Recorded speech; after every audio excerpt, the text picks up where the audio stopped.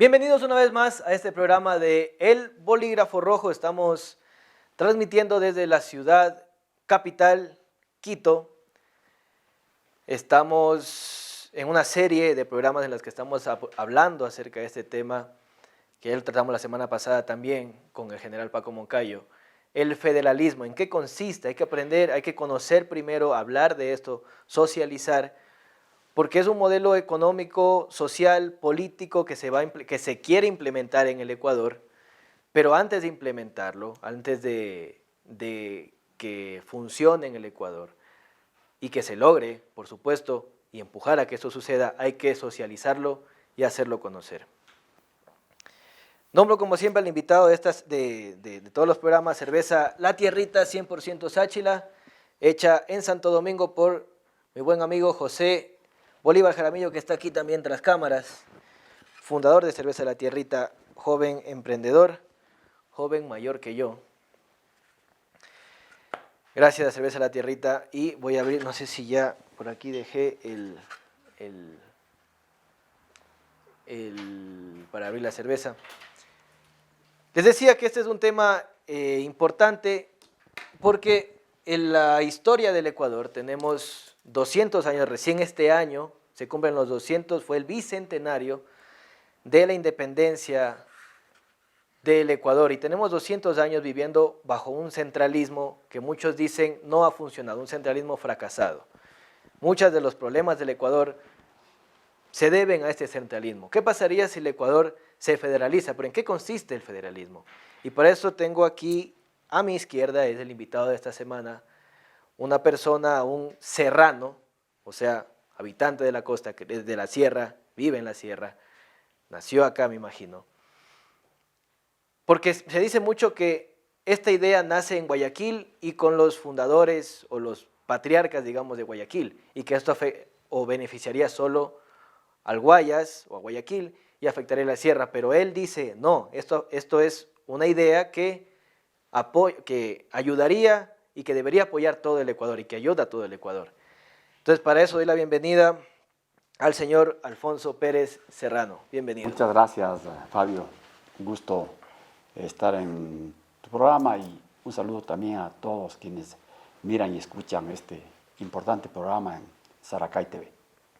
Voy a abrir yo la cervecita.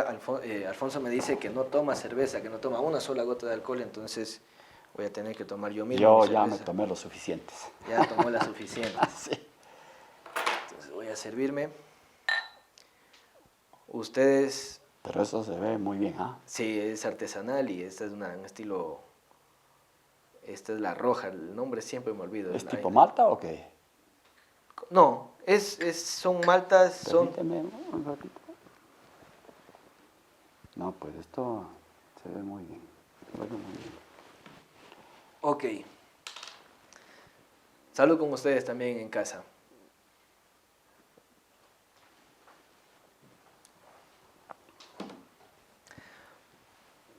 Mucho se habla de este tema y se dice, yo lo veía a usted en una entrevista hace unas 2, 3 semanas en el programa de Carlos Vera Veraz, que se transmite por La Posta.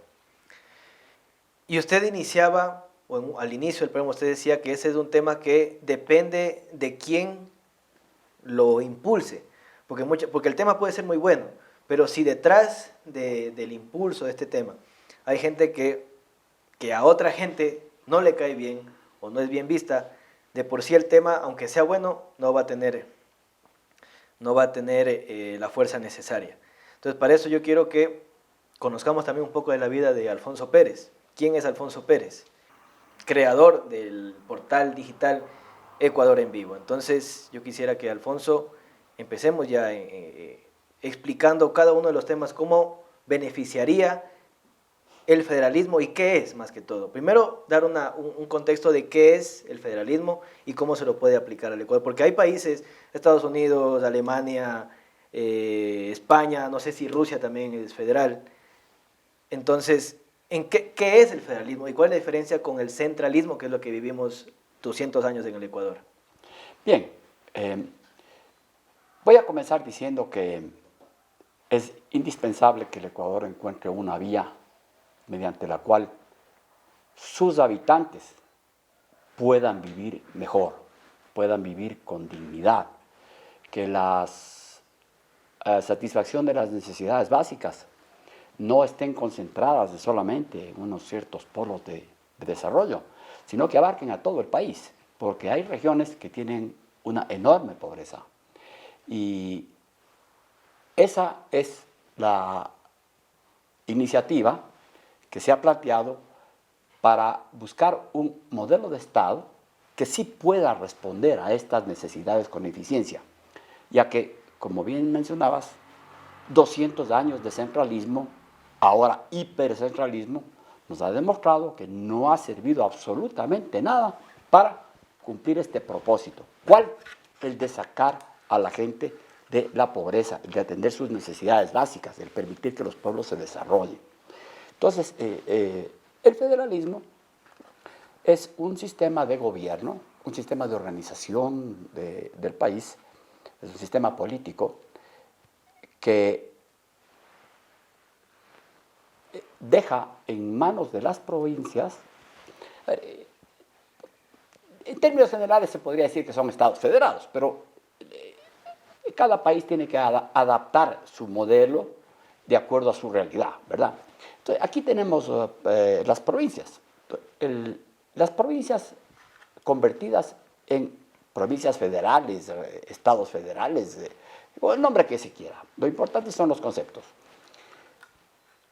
Esas provincias recaudan los tributos que generan por la riqueza que producen a través de impuestos, etc. Y esos recursos, ¿qué pasa ahora? ¿Qué ha pasado durante todo este tiempo? Vienen a donde funciona el centralismo. No me voy a referir a la ciudad de Quito porque no quiero que se malentienda. Una cosa es la ciudad y su administración a través del municipio y otra cosa es el centralismo, que está concentrado en las esferas del gobierno y sobre todo del Poder Ejecutivo. Entonces, ese dinero viene al Poder Ejecutivo y el Poder Ejecutivo es el que decide. Bueno, tiene unas obligaciones que están en la Constitución y en la ley para entregar a las provincias los recursos y a los cantones los recursos para que ejecuten sus planes de desarrollo, sus planes sociales, lo que fuera necesario, ¿no? Desde de conformidad con las competencias que tengan. Entonces, esos recursos, una vez que están en manos del centralismo, son ellos quienes deciden qué hacer, dónde hacer, cuándo hacer, a quién darle sus recursos, a quién no darle. En cambio, el modelo federal es un modelo mediante el cual los estados federales o las provincias federales son las que recaudan su propio dinero y le entregan al gobierno central la parte necesaria para que el gobierno funcione con las competencias que le quedarían. Porque lo importante de esto es que se va las competencias, el esquema de funcionamiento de las competencias cambia por completo. El gobierno central tiene que quedarse con las competencias que son indispensables para que este Estado unitario, que es el Ecuador, pueda tener políticas, digamos, que son de interés para todos. Por ejemplo, debería ser una competencia absoluta, exclusiva y excluyente la del control de las Fuerzas Armadas. Pues, las Fuerzas Armadas tienen que ser manejadas por un gobierno central, porque la defensa del territorio ecuatoriano es necesario para todos y quien tiene que coordinar esto es el gobierno a través del ministerio, en este caso, de defensa. Pero para financiar estas Fuerzas Armadas o para financiarlo, las competencias que va a manejar, que sí va a manejar el centralismo que va a quedar, porque no es que, o sea, sí queda algo de centralismo, que es el gobierno central, general, digámoslo así. Ellos se financian con la recaudación de cada estado federado, pero ¿qué porcentaje o cuánto cuánto tiene que darle cada estado federado al gobierno central? Si ya su economía se rige a su propio estado federal, ¿qué porcentaje o en qué se basa o cuánto es lo que tiene que darle cada estado federal al Estado central, para que siga funcionando las pocas competencias que le van a quedar. Si me permites, Fabio, antes de contestar eso, quiero definir unas cuantas competencias que son las que habrían que financiar. Exactamente, sí. Entonces, la otra sería la de la política exterior, por ejemplo, ¿no es cierto? El Ecuador necesita que haya una cancillería, un gobierno que tenga la competencia exclusiva del manejo de la política económica, de la política exterior. Las embajadas, los consulados, las relaciones, los tratados con otros países, todo aquello que compete a la política exterior. Otra competencia que debe tener el gobierno central es la competencia de la política monetaria. Si bien es cierto que en el Ecuador no tenemos moneda propia, pero sí es indispensable que la política monetaria sea manejada, sea dirigida desde el gobierno central. En este caso, el Banco Central. Puede ser el Banco Central, puede ser la Junta de Política Económica y Monetaria. El nombre es secundario. Yo estoy hablando de conceptos. Otro tema que debería ser absolutamente manejado por el gobierno central es toda aquella riqueza que, de acuerdo a la Constitución, no pertenece a las regiones, sino pertenecen al Estado central, que son todo lo que está en el subsuelo, minas y petróleos. Entonces, el gobierno central debe seguir recaudando el dinero que proviene de esas actividades. Pero ¿por qué las minas y petróleos no pertenecen al estado o provincia en el que están y pertenecen al gobierno central? O sea, ¿por qué, por ejemplo, el petróleo del oriente? O sea, en este caso entonces entiendo que el petróleo del oriente no sería, o los estados federados de Sucumbíos y Orellana no se lucrarían de ese petróleo, sino que en ese caso el petróleo sí sería del gobierno central. Claro, en Estados Unidos, por ejemplo, hay algunos estados en donde los recursos naturales son del Estado federado, no del gobierno central, del Estado federado.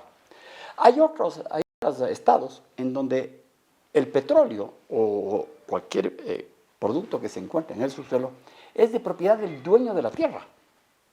En el caso del Ecuador es indispensable que esos recursos naturales continúen siendo manejados por el gobierno central, porque la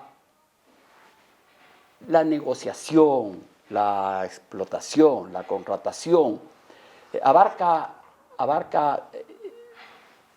muchísimas características que hacen necesario que sea el gobierno central el que tenga una sola política con relación al manejo y destino de los recursos generados por no solo el petróleo, sino también la minería. Hay muchas más provincias de las que tú mencionas que tienen mucha riqueza minera, unas en explotación, otras sin explotarse todavía. Entonces, estas provincias federadas, de donde se extrae esta enorme riqueza que es el petróleo, no pueden seguir estando como están ahora. Pues, esas provincias tienen necesariamente que recibir un valor, un dinero, recursos económicos específicamente para ellas, como una especie de bono, de premio, de regalía, de propiedad sobre ese dinero, porque no puede ser posible que las provincias donde más riqueza se genera son las provincias más pobres, en donde hay la mayor cantidad de pobreza. Una cosa es decirlo aquí en Quito y hablarlo por la televisión, y otra cosa es ir allá y ver en qué estado se encuentran las poblaciones del oriente, de las provincias petroleras específicamente. Mira, no tienen agua potable, no tienen alcantarilla, muchísima gente, miles de familias viven al pie de los ríos, y lo que pasa por esas aguas son desechos, son aguas negras que van corriendo desde donde nace el río, digamos, desde la parte que está habitada, llevando todas las aguas servidas, porque no tienen los habitantes de dónde poner el agua. Eso no puede ser. En el siglo XXI, cuando tenemos tanta riqueza en esas provincias que no tengan ni siquiera esas necesidades satisfechas. Entonces, esas provincias que tienen tanta riqueza bajo su suelo, tienen que tener, además de los recursos que puedan generar, de acuerdo a las competencias que se les otorga, o al derecho que tienen de recaudar los tributos, en fin, además de eso, tengan un dinero adicional como una especie de regalía, como ya lo mencioné. Pero y ahí no van a saltar ellos, y van a decir, ¿por qué? Porque siempre se dice que es en Guayaquil, en Guayas que se impulsa esta idea. Y van a decir, no, pero entonces, ¿por qué en Guayaquil ellos sí administran su puerto y van a ser dueños de su puerto? Pero acá nosotros queremos ser dueños de lo que está debajo de nuestro suelo, que es el petróleo, y ahí va a haber oposición, porque van a decir, no, o sea, o ustedes la ganancia que tengan en el puerto y acá les damos las ganancias del petróleo. No se crea ahí una legítima, creo yo, oposición de parte de ellos. A ver, mira, en primer lugar, los puertos no están debajo de la tierra. Claro. Todo lo que está debajo de la tierra es de propiedad del Estado. Con ese dinero el Estado tiene que repartir de acuerdo a como manda la ley, y ahora lo manda. Pero en un Estado federado también tiene el gobierno que usar los recursos que necesita para atender estas competencias que se quedan en manos del Estado central, y el resto repartirlo en las provincias de acuerdo a la ley, considerando que las provincias en donde se produce la riqueza, ya sea petrolera o minera, tengan ingresos extras por ser las propietarias de la tierra, debajo de la cual se encuentra un recurso que es del Estado. No sería viable, pues, para ningún país que 2 provincias o 3 provincias en donde se genera una enorme riqueza sean propietarios de todo lo que se produce ahí, pues, porque entonces se generaría algo peor de lo que queremos hacer. Se generarían 2 o 3 provincias recontramillonarias. Ya, pero entonces el resto del país. Eso afectaría, me pongo a pensar, a provincias como Bolívar o Cañar, ¿de qué viven esas provincias? Porque ellos van a decir, bueno, ustedes van a vivir del petróleo, acá del puerto, en Manabí de los camarones y la pesca, Santo Domingo de la ganadería, Manabí también de la ganadería, Esmeraldas a lo mejor del turismo, pero Cañar, Bolívar del Carnaval de Guaranda cada febrero. Esas provincias, ¿cómo se les puede dar un impulso para que no se pierdan? Porque, y a lo mejor fácil es decir, no, pero es que a lo mejor tienen buenos dirigentes, pero si es que su territorio, su delimitación, no hay suficiente recursos, tendrán que recurrir entonces a la industria o hacer que las provincias sean más competitivas. Una de las enormes ventajas del federalismo es que permite que cada espacio federado, en este caso, cada provincia federada, dicte sus propias normas, sus propias regulaciones, y que de acuerdo a esas regulaciones vayan generando su progreso, su bienestar, vayan logrando. Pero como eso no ocurre en este momento, y en las condiciones actuales, esas provincias son tremendamente deficitarias en cuanto a lo que generan versus lo que necesitan, que es indispensable crear un fondo de equidad, para llamarlo de alguna manera, o un fondo con el concepto de la subsidiariedad, para que con de recursos que provienen de todos los estados, aquellos que tienen superávit, ¿para qué? Para que se pueda brindar con eficiencia los recursos necesarios para entregar a aquellas provincias mientras trabajan en su propio desarrollo. Pero para su propio desarrollo ya no van a tener la limitación de que es el centralismo el que les dice qué hacer, dónde hacer, cuándo hacer. Cada uno sabe qué necesidades tiene. Y ninguna provincia necesita que hayan tutores o curadores que les digan qué es lo que necesitan. Te pongo solamente un ejemplo. Japón. ¿De qué tamaño es Japón? Así. Bueno, no tienen recursos naturales, no tienen petróleo, no tienen oro. Sin embargo, es uno de los países más ricos del mundo. ¿Por qué?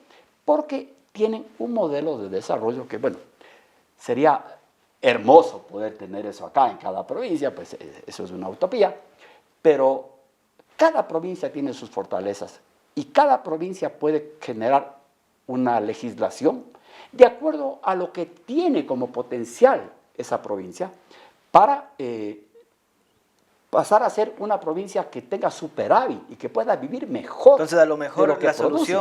la solución entonces para provincias como las que nombraba, Bolívar, Cañar, sería generar políticas que incentiven a que llegue industria, porque ya que no tienen entonces recursos naturales o turismo o cosas de las que puedan sacar, entonces hacer una política para que las industrias de Cuenca, de la provincia de Azuay o de petrolera o de alguna otra industria se instalen en esas provincias.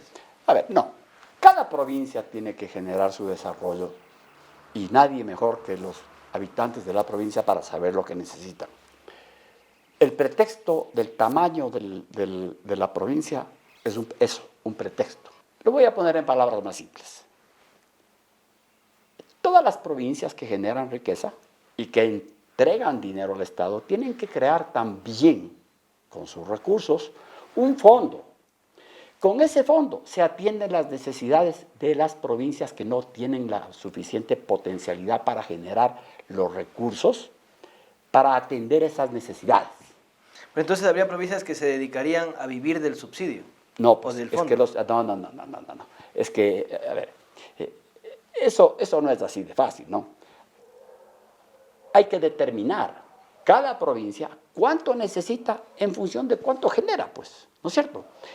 Porque puede haber provincias muy grandes, con poquísimos habitantes. Entonces, mira, Fabio, esto es una propuesta de conceptos. Una propuesta de conceptos. Lo que tenemos que discutir son los conceptos. Hay que discutir cómo se operaría bajo este mecanismo. Pero esa discusión tiene que llegar en su momento. Hoy por hoy el país tiene que decidir si quiere o no quiere ir a un modelo federal y en vista de que el centralismo no funciona. El centralismo se come los recursos de quienes generan cualquier tipo de riqueza y no reparte lo que tiene que repartir para generar bienestar en la gente. Eso es con lo que hay que acabar. Entonces, estas preguntas sobre cómo operaría, qué porcentaje, esto no proceden en este momento, porque aquí nadie ha sacado una hoja o un libro, aquí tiene que funcionar así, con estos subsidios para tal cosa, tantos dólares para el banco, para la Cancillería, tanto de subsidio para la provincia de Bolívar, tanto de regalías para las provincias que tienen el petróleo. No, eso en este momento no es un tema de discusión. Ayer esta mañana me La hacía... semana pasada estuvo aquí Paco Moncayo y decía... Perdón, termino con Sí. una idea. Esta mañana estuve en una entrevista con Félix Narváez y él me decía, o sea, ¿cómo va a funcionar esto? Porque si usted quiere ir a la luna, tiene que decirme cómo va a ir a la luna. Sería, no es así, es al revés. Primero tengo que decidir si quiero o no ir a la luna.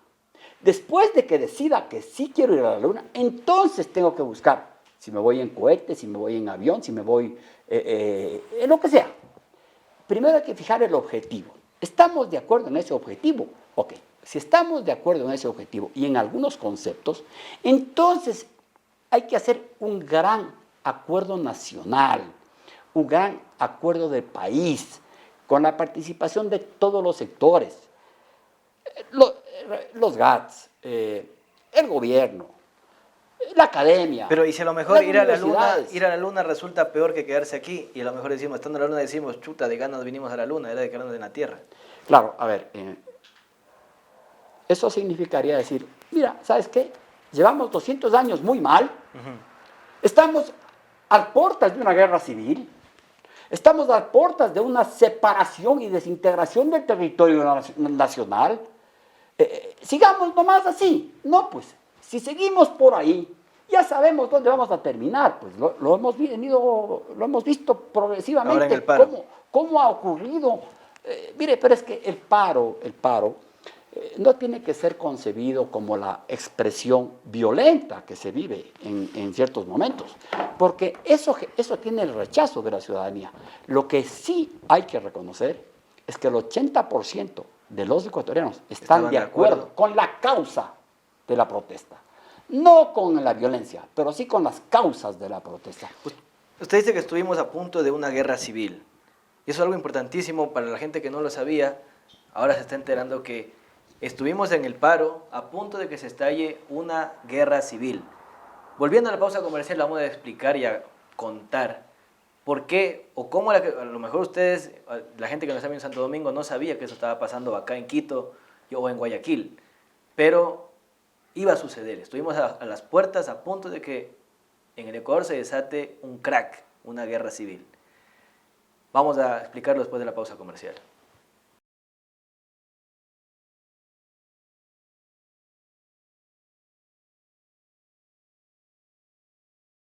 Regresamos del primer corte comercial al segundo bloque del programa El Bolígrafo Rojo y vamos a contestar la pregunta que habíamos dejado abierta en el primer bloque.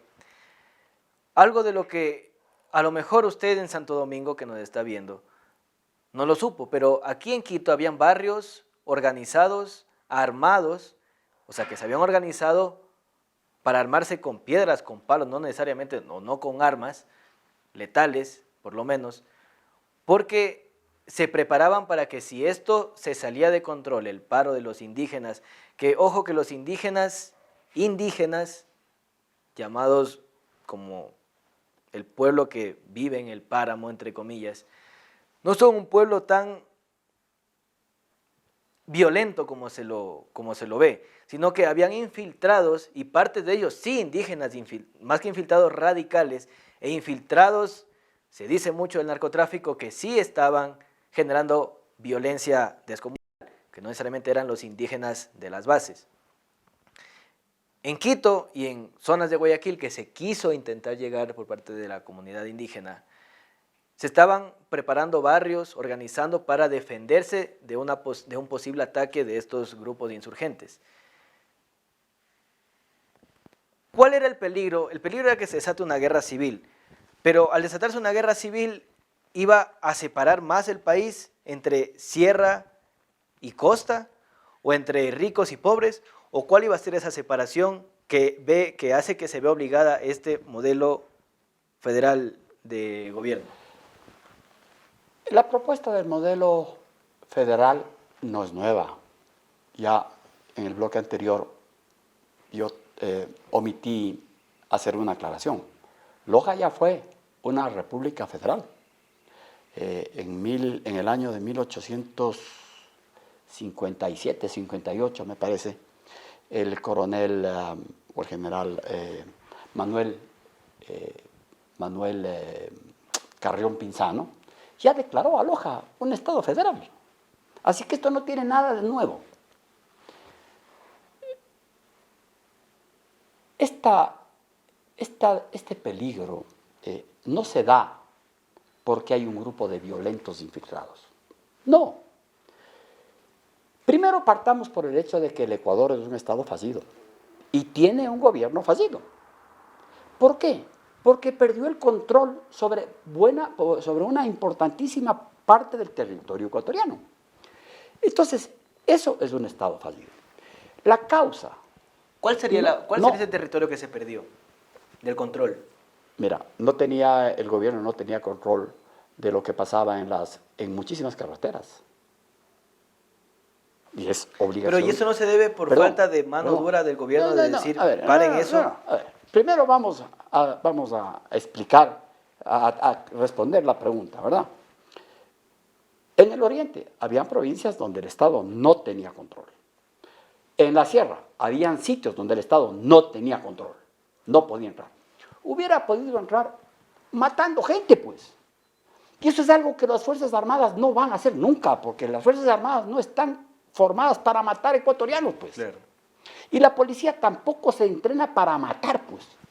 Se entrena para mantener la seguridad y el orden público. Pero tampoco puede... eso ya sería una guerra civil promovida directamente por el gobierno. Pues eso es algo que no va a pasar de ninguna manera.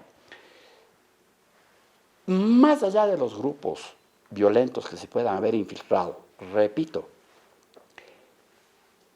es el descontento por la injusticia en la satisfacción de las necesidades lo que lleva a las poblaciones a salir a protestar como único camino viable.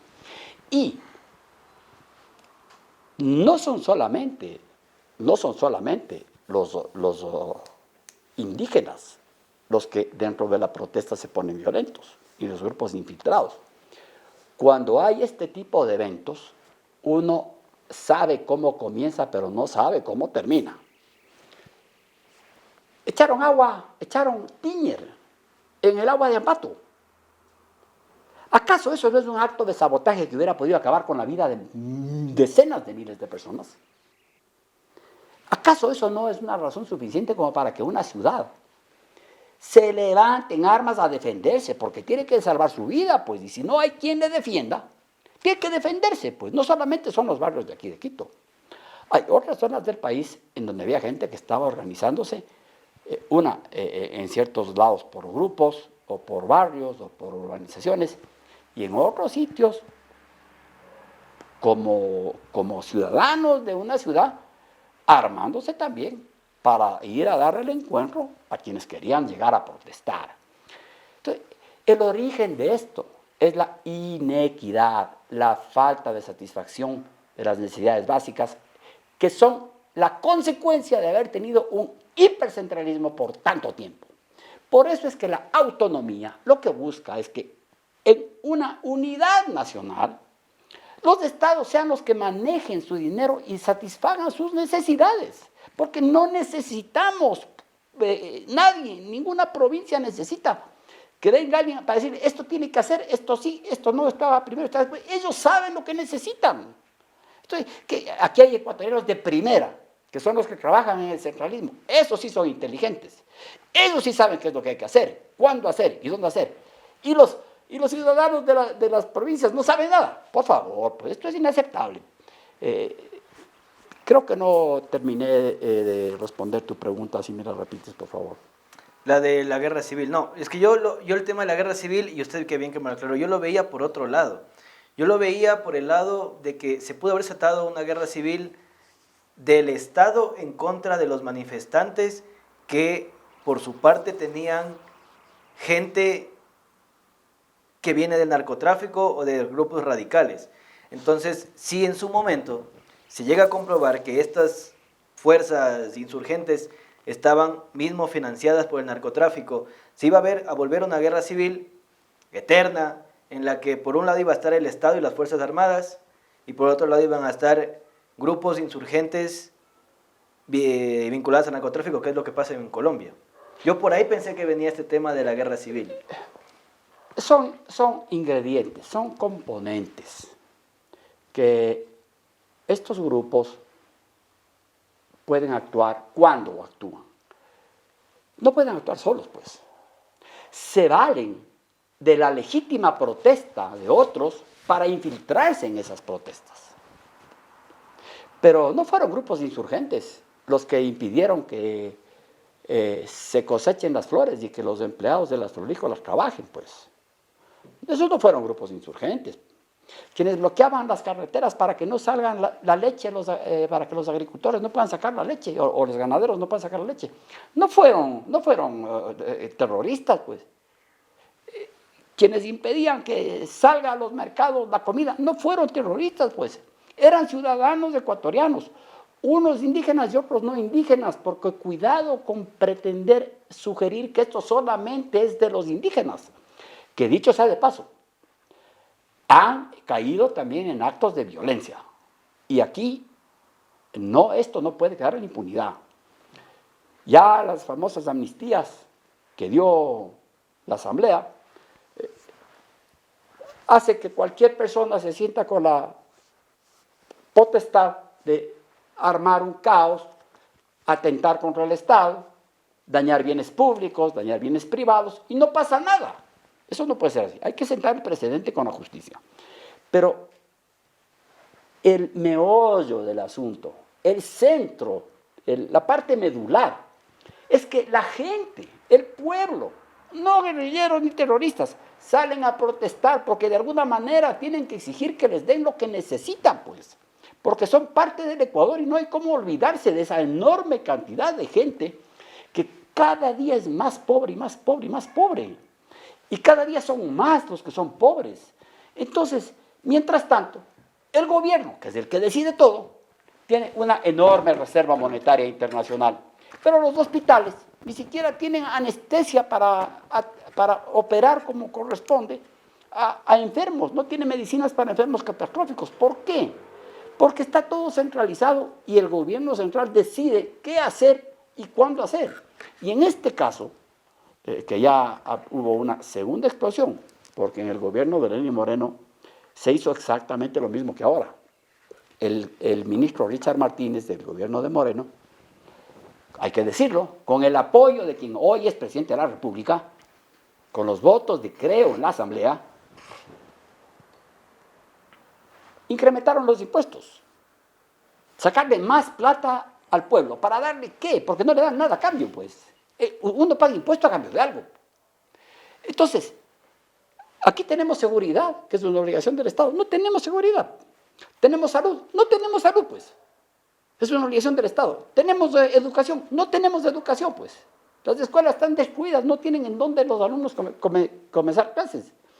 Entonces, mientras tanto, la reserva monetaria aumenta. Y la gente es desatendida. Esa inequidad es la que hay que terminar por completo. Si se logra entender por completo este tema de cómo funcionaría el federalismo, ¿a quién, o si es que se llega finalmente a que el Ecuador se convierta en un estado, en un país federal, ¿a quiénes serían los principales opositores de este tema y por qué les afectaría a ellos? ¿Quiénes serían los principales afectados?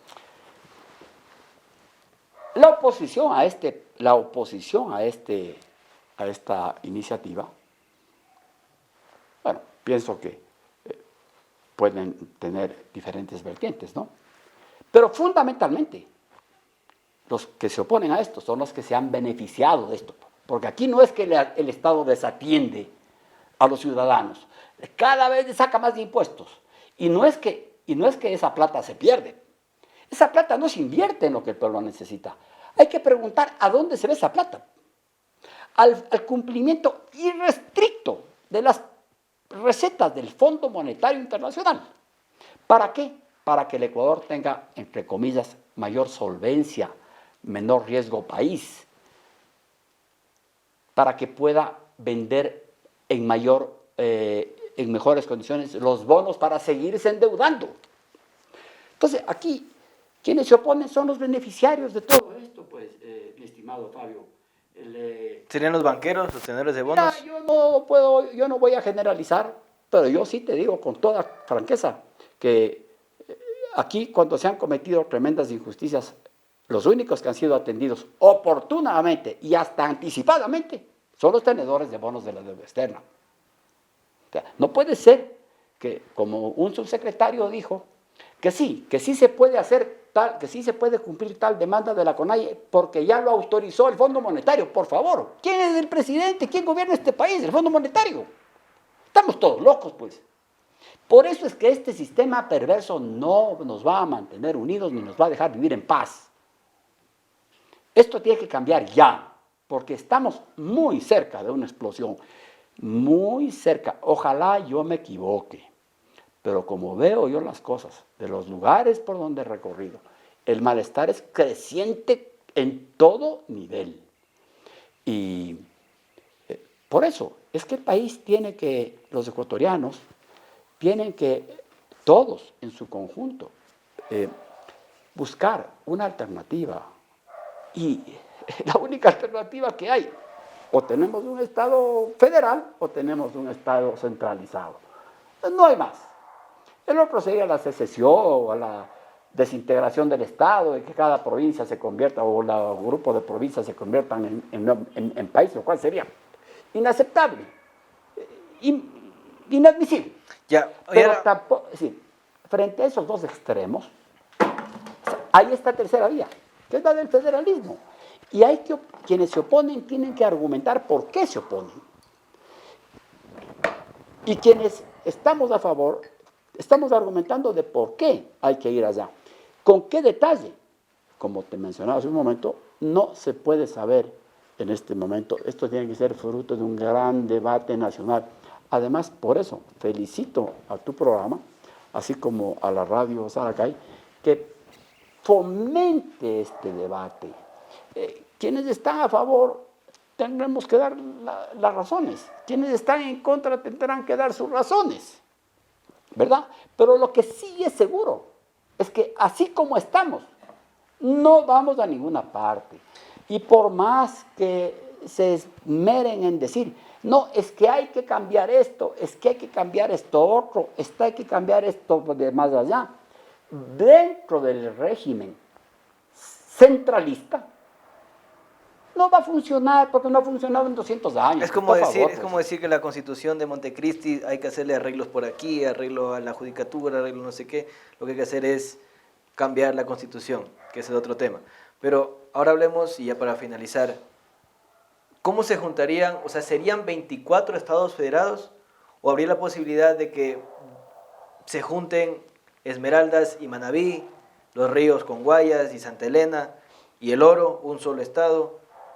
¿Habría la posibilidad de que se puedan juntar y de esa manera que no haya tanta división? Porque yo imagino un estado, o sea, si vemos el mapa de América, de Sudamérica, veamos el mapa de Sudamérica, Colombia, Venezuela, Perú, la gente en otros países dice Colombia, Perú, Venezuela, y no dicen Ecuador porque dicen, ah, sí, es un país chiquitito. Y dentro de ese país chiquitito vamos a meter 24 estados federados. ¿No sería mejor hacer por lo menos 2 o 3, el oriente, la sierra y la costa, o por lo menos 2 en la costa norte, costa sur, sierra norte, sierra alta y todo el oriente y Galápagos que se una a la costa? O sea, ¿cómo ahí se debería hacer un referéndum o queda a libre albedrío de cada provincia de si juntarse o permanecer divididas? Mira, yo pienso que en principio tenemos que partir de donde estamos. Porque cada provincia tiene ya una realidad, tiene una infraestructura, tiene unas potencialidades y hay que partir por ahí, porque partir de otra forma sería imponer cosas. Y una de las principales ventajas del federalismo es que la gente tiene la libertad dentro de su territorio de hacer lo que le parezca conveniente. Eso no excluye la posibilidad de que 2 o más provincias decidan unirse para complementarse, para tener más fortalezas, más equidad. Eso no se puede decir que no. Así como durante el gobierno de Correa se multiplicaron las provincias y cada vez hay más, así mismo se puede deshacer. Y en un estado federado, 2 provincias o 3 provincias pueden unirse, porque se pueden complementar. Esa es una posibilidad que no puede ser cerrada, nunca, bajo ningún esquema, sea el modelo que sea. Esa es la libertad de los pueblos. Si quieren unirse, tienen que unirse, pues. Si no quieren unirse, no se unen. Hoy por hoy tenemos una estructura de provincias y tenemos que partir de ahí. El concepto es ese. Hay que ir perfeccionando esto. Primero, hay que hacer una propuesta completa que tiene que ir creándose, voy a repetirlo por tercera vez, con la participación de todos los ecuatorianos a través de un acuerdo social nacional. Esto no puede hacerse porque alguien tiene una receta y dice, aquí está, así se hace. Vamos primero a los conceptos. Y ese concepto es el que está puesto sobre la mesa. Y dentro de esto que ya he mencionado, es evidente que el Ecuador no tiene otra salida. Esto hay que hacerlo, porque esto, si no se hace, el Ecuador va a terminar muy mal. Va a seguir sin Y no después de mucho tiempo, ¿ah? Y Sí, no después de mucho va a tiempo. seguirse empobreciendo y mientras más haya pobreza y distinción entre clases sociales, aumenta más este ánimo, estos aires de guerra civil. Esto ha sido El Bolígrafo Rojo con Alfonso Pérez Serrano, una excelente explicación y el debate está sobre la mesa. Ustedes en sus casas lo entenderán, lo explicarán, lo debatirán entre sus familiares, entre sus primos, sus tíos, amigos, pero el debate está sobre la mesa. Seguimos trabajando en este estado central en el que Antes de 200 años... despedirme, permite solo una pequeña Sí. interrupción. Quiero poner un ejemplo que tiene que ver con tu tierra. ¿Hace cuántos años, hace cuántas décadas Santo Domingo viene pidiendo una universidad? Hace 20 años. ¿Es una prioridad o no para Santo Domingo una universidad? Así es. Yo pregunto, ¿y dónde está la universidad? No está. La competencia de la educación es del Estado. ¿En dónde está la universidad para Santo Domingo? No hay. Ese es un ejemplo. Cuando Santo Domingo pueda manejar sus recursos, los usará, por ejemplo, para algo tan prioritario como su universidad, para que los jóvenes tengan en dónde estudiar, pues, porque si no, ¿qué hacen? Si no estudian, ¿qué hacen? Tienen que emigrar a otros sitios. Perdóname esta interrupción. No, está bien, y excelente la acotación, porque ahí está un ejemplo de uno de los perjuicios de lo que es el centralismo. El dinero o la recaudación de la próspera provincia santodomingueña se va al Estado central y el Estado central ve qué hace con la recaudación que hace de todas las provincias. Dice, el dinero se va para acá, para acá, para acá, para acá, y Santo Domingo no se beneficia de su propia recaudación que hace años, más de 20 años, venimos solicitando una universidad. Muchas gracias, Alfonso, por tu tiempo, por haber aceptado esta entrevista. Y el debate está sobre la mesa, como decía, discútanlo, conózcanlo, averigüen, investiguen, que 200 años así, y como estamos en el país, no hemos llegado a nada. A lo mejor Estados Unidos, por algo parece que les va bien, son federales. A España por algo parece que les va bien, a Alemania por algo parece que les va bien. No son estados centrales, son estados federales o federados. Y ahí están los resultados y las consecuencias. Nos vemos y hasta la próxima semana. Chao.